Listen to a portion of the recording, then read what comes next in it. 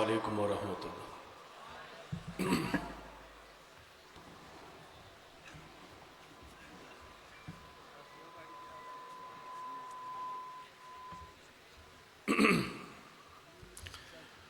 نحمده ونصلي على رسوله الكريم، أما بعد فأعوذ بالله من الشيطان الرجيم، بسم الله الرحمن الرحيم، قل يا أيها الناس إني رسول الله إليكم جميعا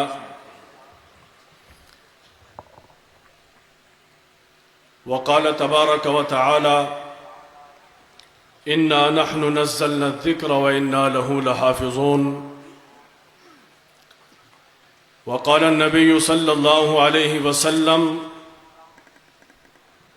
أرسلت إلى الخلق كافة وختم بي النبيون، وقال النبي صلى الله عليه وسلم اشراف امتی حملۃ القرآن واصحاب الليل، او كما قال النبي صلی اللہ علیہ وسلم۔ اپنے مرکز سے اگر دور نکل جاؤ گے،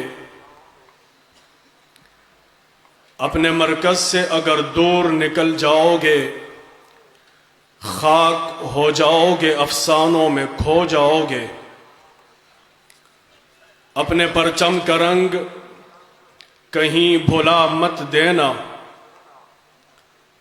اپنے پرچم کا رنگ کہیں بھلا مت دینا، سرخ شعلوں سے جو کھیلو گے تو جل جاؤ گے۔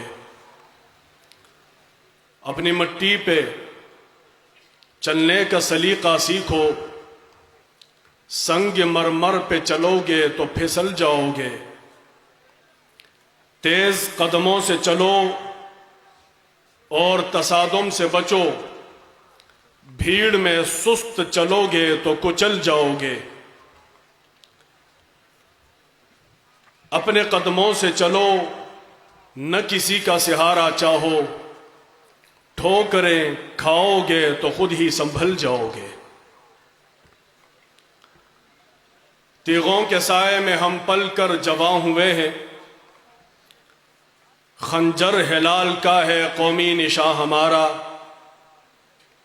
باطل سے دبنے والے اے آسمان نہیں ہم، سو بار کر چکا ہے تو امتحان ہمارا۔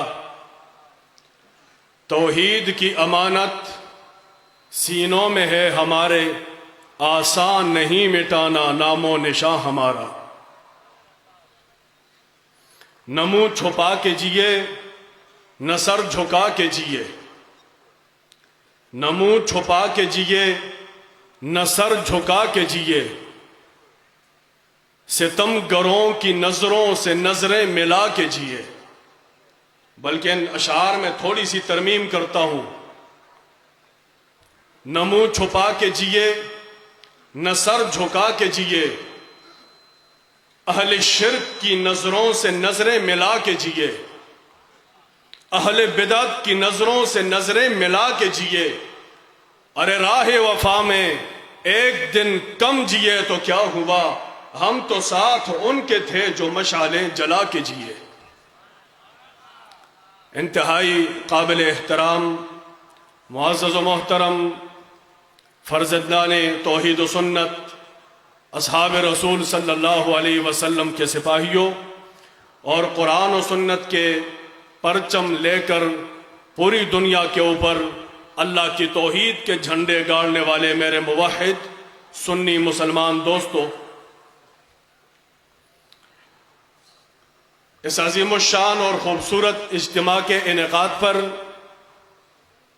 امیر مرکزیہ امیر محترم شیخ القرآن والحدیث حضرت مولانا محمد طیب طاہری صاحب حفظہ اللہ تعالی اور پوری صوبائی کابینہ، اور پھر اشاعت التوحید و سنہ ضلع صوابی کے تمام منتظمین، تمام ذمہ داران، عہدیداران اور کارکنان کو دل کی گہرائیوں سے مبارکباد بھی پیش کرتا ہوں اور شاباش بھی دیتا ہوں۔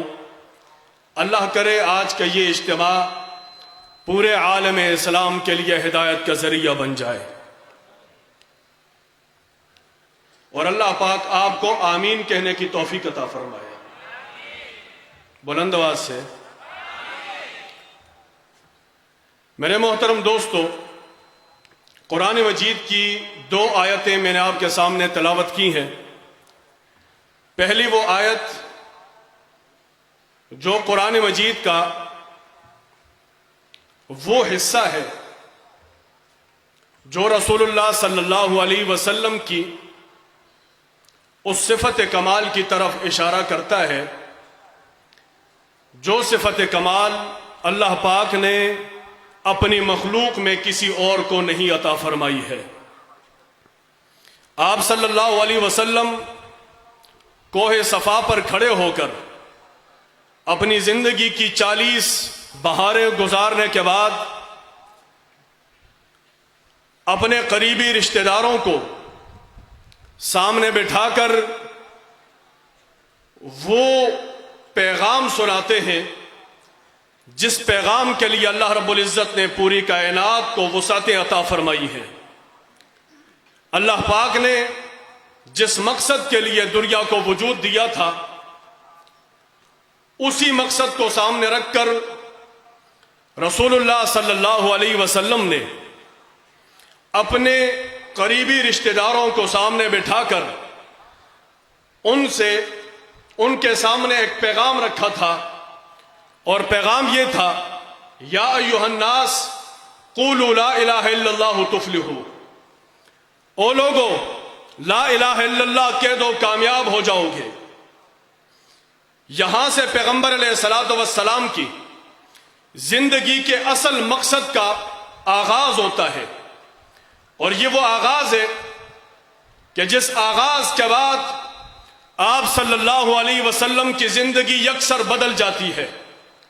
وہ لوگ جو آج تک پیغمبر علیہ الصلوۃ والسلام کو صادق و امین کہہ کر کے پکارتے تھے، وہ لوگ جو آپ صلی اللہ علیہ وسلم کے پاس اپنی امانتیں رکھواتے تھے، وہ لوگ جو آپ صلی اللہ علیہ وسلم کی تعریفیں کرتے نہیں تھکتے تھے، وہ لوگ جو آپ صلی اللہ علیہ وسلم کو سب سے بڑا سچا، سب سے بڑا سچا، سب سے زیادہ صادق اور امین کہا کرتے تھے، یہاں سے جب آپ صلی اللہ علیہ وسلم اپنی زندگی کے مقصد کا آغاز کرتے ہیں اور یہ اعلان وحدت قوم کے سامنے رکھتے ہیں کہ او دنیا کے لوگوں لا الہ الا اللہ کہہ دو کامیاب ہو جاؤ گے، آج مجھے بڑے افسوس سے کہنا پڑتا ہے جو لوگ اپنے آپ کو انبیاء کے وارث کہتے ہیں، جو لوگ اپنے آپ کو انبیاء کے جانشین کہتے ہیں، مجھے بڑے افسوس اور بڑی حیرت سے کہنا پڑ رہا ہے، میں اپنی قوم کے المیہ کے اوپر افسوس کر رہا ہوں۔ آپ منبر کے اوپر جائیں، آپ محراب کے اندر جائیں، آپ مسجد کے اندر جائیں، آپ اجتماعات کے اندر جائیں، آپ کو وہاں پر اللہ کی توحید کا نعرہ نظر نہیں آتا۔ آپ منبروں پر بیانات سنیں، آپ کو ہر ایک بیان نظر آتا ہے، لیکن جو بیان میرے پیغمبر کی زندگی کا نقش اول ہے، جس بیان کو سامنے رکھ کر میرے پیغمبر نے اپنا سر ہتھیلی کے اوپر رکھ کر کے اپنی زندگی کا آغاز کیا تھا، وہ بیان جو میرے پیغمبر کا نصب العین ہے، وہ بیان جو میرے پیغمبر کی زندگی کا مشن تھا، وہ میرے پیغمبر کا صرف نہیں بلکہ آدم علیہ السلام سے لے کر پیغمبر علیہ السلام تک آپ ہر نبی کی تاریخ اٹھا کر کے دیکھیں، جس نبی نے قوم کو پکار دی ہے، جس نبی نے قوم کو دعوت رکھی ہے، جس نبی نے قوم کے سامنے کوئی پکار رکھی ہے، یہی پکار ہے حاجت روا اللہ کے علاوہ کوئی نہیں ہے، مشکل کشا اللہ کے علاوہ کوئی نہیں ہے، مشکلیں آسان کرنے والا اللہ کے علاوہ کوئی نہیں ہے، داتا اللہ کے بغیر کوئی نہیں ہے، دستگیر اللہ کے علاوہ کوئی نہیں نہیں ہے، پکارے سننے والا اللہ کے علاوہ کوئی نہیں ہے، ما فوق الاسباب، سننے اور دیکھنے والا اللہ کے علاوہ کوئی نہیں ہے، بیماریاں لانے والا، صحت دینے والا اللہ کے علاوہ کوئی نہیں ہے۔ یہی پکار آدم کی پکار ہے، یہی پکار نوح علیہ السلام کی پکار ہے، یہی پکار حضرت ابراہیم کی پکار ہے، یہی پکار اسماعیل کی پکار ہے، یہی پکار یونس کی پکار ہے، یہی پکار ایوب کی پکار ہے، یوسف کی پکار ہے، موسیٰ کی پکار ہے، عیسیٰ کی پکار ہے علیہ الصلاۃ والتسلیمات، یہی پکار پیغمبر علیہ الصلاۃ والسلام کی پکار ہے۔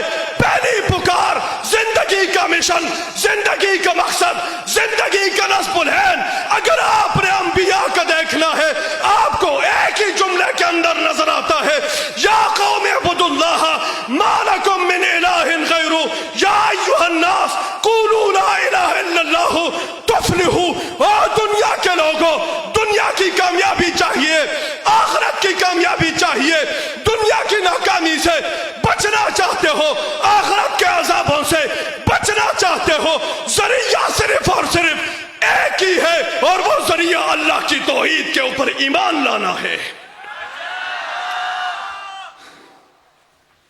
وہ ذریعہ کیا ہے؟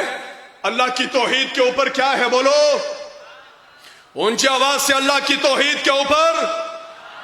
میرے سامنے لاکھوں کا اجتماع ہے، لیکن آوازیں مجھے بڑی مری مری نظر آ رہی ہے۔ زندہ ہو؟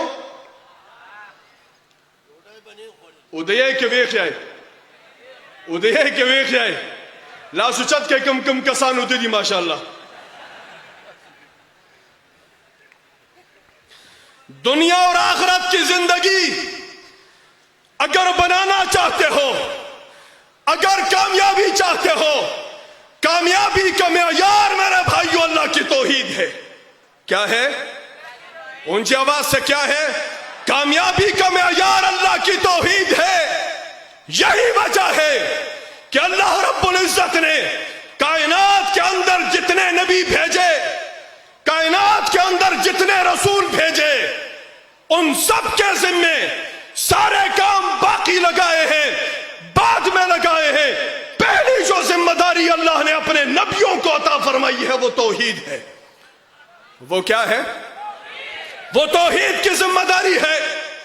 آج میں اپنے آپ کو انبیاء کا وارث کہلواؤں، میں اپنے آپ کو انبیاء کا جانشین کہلواؤں، لیکن اللہ کی توحید پر ڈاکہ پڑتا ہو، اللہ کی توحید خراب ہوتی ہو، درباروں پر سجدے ہوتے ہو، مزاروں کا طواف ہوتا ہو، اللہ کے نیک بندوں کو اللہ کے حقوق کے اندر شریک کیا جاتا ہو، اور میری غیرت جوش میں نہ آئے، یاد رکھو یہ پیغمبر کی وفاداری نہیں ہے، پیغمبر سے غداری ہے۔ یہ پیغمبر سے کیا ہے؟ بولو، یہ پیغمبر سے غداری ہے۔ اور میرے بھائیوں، دنیا کے اندر اللہ پاک نے جتنے انبیاء بھیجے، کائنات کے اندر سب سے عظمت والے انسان اللہ کے رسول ہوا کرتے ہیں۔ کائنات میں سب سے عظمت والے انسان کون ہوا کرتے ہیں؟ اللہ کے رسول ہوا کرتے ہیں۔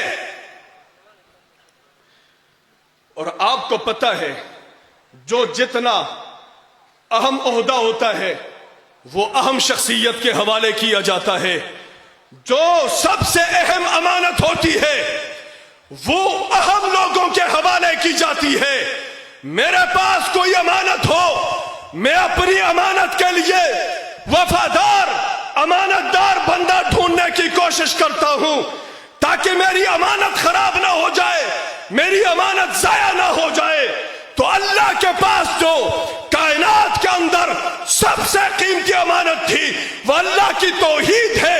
وجہ یہی ہے اللہ نے اپنے نبیوں کے حوالے سب سے قیمتی امانت عطا فرمائی ہے۔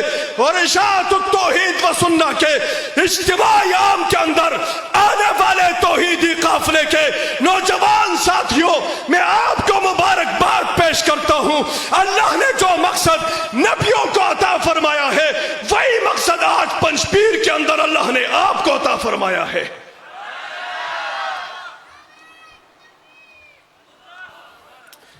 یہ مبارکبادی کی بات ہے. اللہ پاک نے ہمیں وہ مشن دیا ہے جس مشن کے لیے اللہ پاک نے اپنے انبیاء کو بھیجا تھا. پھر ساتھ ہی وہ مشن جو پیغمبر علیہ الصلوۃ والسلام کی زندگی کا بنیادی مقصد ہے، وہ بنیادی مقصد اللہ کے قرآن کی تعلیم ہے. وہ بنیادی مقصد کیا ہے؟ اونچی آواز سے وہ بنیادی مقصد کیا ہے؟ وہ بنیادی مقصد اللہ کے قرآن کی تعلیم ہے.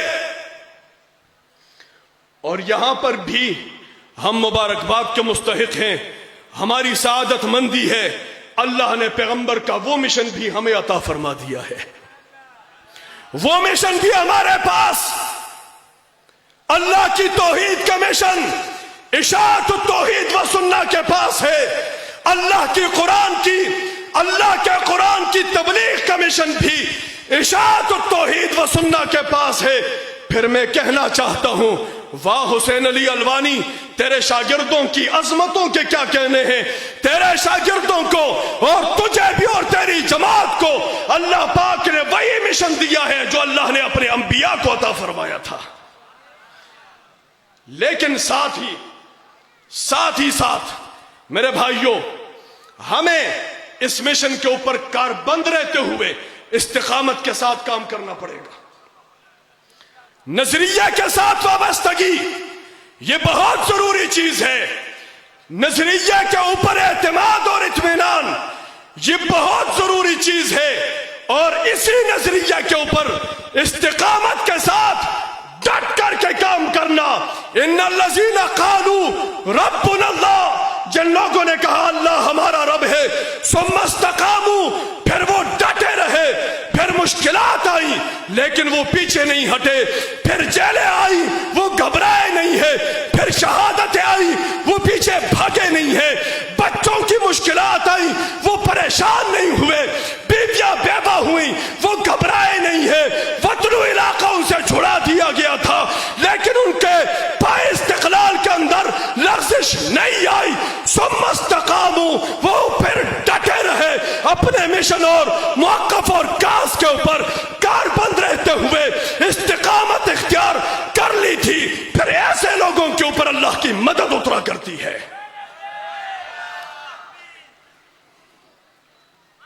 وہ یا کہنا دانا رچا ہو لگو نا اللہ بندو ہو لگو.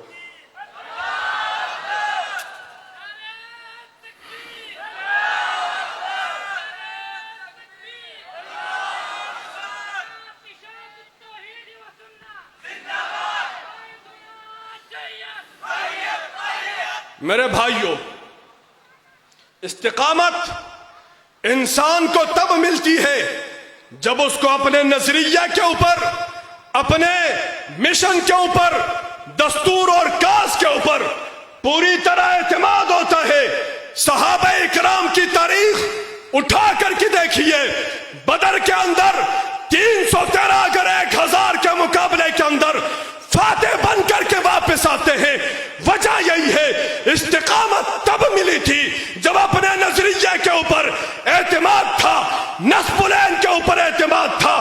صحابہ اکرام مکہ سے بھگا دیے گئے، مکہ سے نکال دیے گئے، لیکن 8 سال مسلسل محنت کرنے کے بعد وہی مکہ ان کو واپس مل جاتا ہے. 10,000 صحابہ اکرام فاتح بن کر کے مکہ کے اندر داخل ہو جاتے ہیں. وجہ یہی ہے استقامت ملی ہے، مشن کے اوپر اعتماد تھا، امیر کے اوپر اعتماد ہوا کرتا تھا، تبھی انسان کو فتح بھی ملتی ہے. پیغمبر علیہ السلام دنیا سے چلے جاتے ہیں، کافر ٹوٹ کر کے دوبارہ حملہ کرنا شروع کر دیتے ہیں کہ آج تو ان کا امیر چلا گیا. لیکن صحابہ اکرام نے سیدنا صدیق اکبر کے ہاتھ پر ہاتھ رکھ کر کے بیعت کر کے پھر سیسا پلائی ہوئی دیوار بن کر کے اسود انسی کے فتنے کا مقابلہ کیا، مسلمہ کذاب کے فتنے کا مقابلہ کیا، مرتدین کے فتنے کا مقابلہ کیا، منکرین زکات کے فتنے کا مقابلہ کیا ہے. ہاں، جیش اسامہ بھی چلا گیا تھا، بکھرے ہوئے لوگوں کو اکٹھا کر دیا گیا تھا. لوگ چلے جاتے ہیں، لوگوں کے جانے سے مشن ختم نہیں ہوا کرتے، لوگوں کے جانے سے نظریات مٹ نہیں جایا کرتے، وہ لوگ چلے جاتے ہیں، نئے لوگ آ جاتے ہیں، وہی مشن بڑھتا رہتا ہے، وہی مشن آگے پھیلتا رہتا ہے۔ آج پنج پیر کے اندر اللہ کی توحید کا نعرہ بلند ہو رہا ہے، قرآن کی صداقت کا نعرہ بلند ہو رہا ہے، پیغمبر کی نبوت کا، ناموس رسالت کا، ختم نبوت کا نعرہ بلند ہو رہا ہے، اللہ کے قرآن کی صداقت اور حقانیت کا نعرہ بلند ہو رہا ہے، صحابہ اکرام کی عزت و عظمت کا نعرہ بلند ہو رہا ہے۔ وجہ یہ ہے استقامت ہے، استقامت اسی وجہ سے ہے کہ ہمارے دلوں کے اندر اپنے مشن پر اعتماد پڑا ہوا ہے انشاءاللہ۔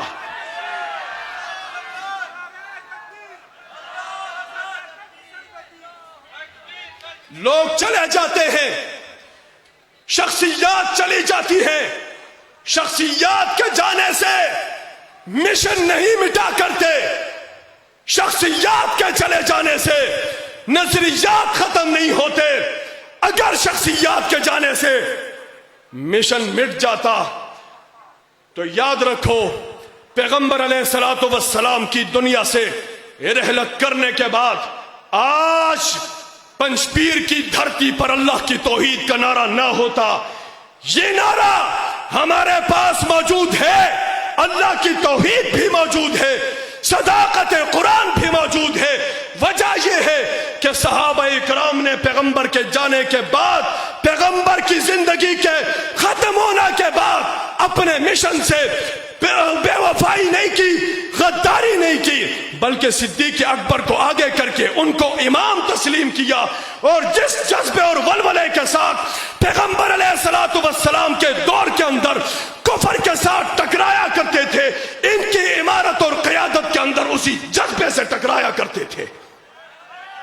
تو میرے بھائیوں، آج اتنا بڑا اجتماع ہے، یہ بڑا اجتماع اس بات کا غمازہ کر رہا ہے کہ انشاءاللہ پاکستان کی دھرتی میں مشرک کا ناطقہ بند کیا جائے گا۔ اونچی آواز سے، اونچی آواز سے، ناطقہ بند کیا جائے گا کہ نہیں کیا جائے گا؟ مشرک سے بائیکاٹ کرو گے کہ نہیں کرو گے؟ بدعتیوں سے بائیکاٹ کرو گے کہ نہیں کرو گے؟ اونچی آواز سے کھڑے ہو کر مشرکوں کا بائیکاٹ کرو گے کہ نہیں کرو گے؟ بدعتیوں کا بائیکاٹ کرو گے کہ نہیں کرو گے؟ جمہوریوں کا بائیکاٹ کرو گے کہ نہیں کرو گے؟ اس طاغوتی نظام پر لعنت بھیجو گے کہ نہیں بھیجو گے؟ اللہ کی توحید کے لیے محنت کرو گے کہ نہیں کرو گے؟ رسول اللہ کی رسالت کے لیے محنت کرو گے کہ نہیں کرو گے؟ اللہ کے رسول کی سنتوں کو پھیلاؤ گے کہ نہیں پھیلاؤ گے؟ ناموس رسالت کے لیے قربانی دو گے کہ نہیں دو گے؟ ختم نبوت کا جھنڈا لہراؤ گے کہ نہیں لہراؤ گے؟ صحابہ اکرام کی عزت و عظمت کے لیے محنت کرو گے یا نہیں کرو گے؟ اونچی آواز سے، اونچی آواز سے۔ ملک پاکستان کے امن و سلامتی کے لیے اگر قائد محترم نے ہمیں حکم دیا ہر قربانی دینے کے لیے تیار ہو کہ نہیں ہو؟ اونچی آواز سے تیار ہو کہ نہیں ہو؟ قرآن مجید کے دروس کو عام کرو گے یا نہیں کرو گے؟ قرآن مجید کی تبلیغ کرو گے کہ نہیں کرو گے؟ احادیث کا درس دو گے یا نہیں دو گے؟ امام ابو حنیفہ کی فقہ کی ترویج کے لیے محنت کرو گے یا نہیں؟ اونچی آواز سے اشاعت التوحید و سنت کے لیے محنت کرو گے یا نہیں؟ دونوں ہاتھ بلند کر کے، دونوں ہاتھ، محنت کرو گے یا نہیں؟ اپنے علاقوں کے اندر یونٹیں بناؤ گے یا نہیں؟